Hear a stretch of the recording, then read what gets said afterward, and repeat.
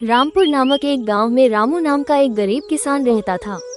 रामू मेहनती था, परंतु उसके पास बहुत थोड़ी सी जमीन थी।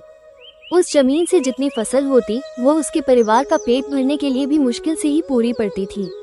उसकी गरीबी और मेहनत को देखकर गांव के लोग कहते, रामू, इतनी मेहनत का क्या फायदा?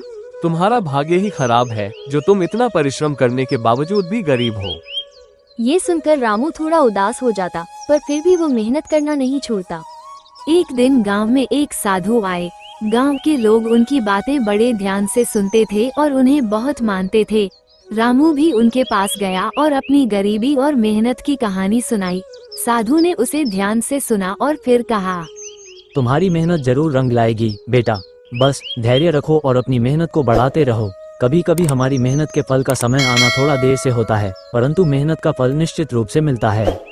रामू को साधु की बात से थोड़ी हिम्मत मिली और वो और भी मेहनत से खेती में जुट गया। दिन रात मेहनत करता, खेतों में घंटों समय बिताता। समय बीतता गया, लेकिन रामू की स्थिति में कोई खास बदलाव नहीं आया। फिर भी रामू ने अपने परिश्रम को कभी कम नहीं होने दिया। एक दिन जब रामू अपने खेत में हल चला रहा था, तभी अचानक हल किसी कठोर चीज से टकराया। उसने हल को जमीन से निकाला और देखा कि वहाँ कुछ चमक रहा है। उसने मिट्टी को हटाया तो एक पुरानी धातु की हांडी निकली। उसने हांडी को खोला तो उसकी आंखें चमक उठी। हांडी में सोने की मोहरें भरी हुई थीं। रामू को अपने भाग्य पर यकीन नहीं हो रहा था।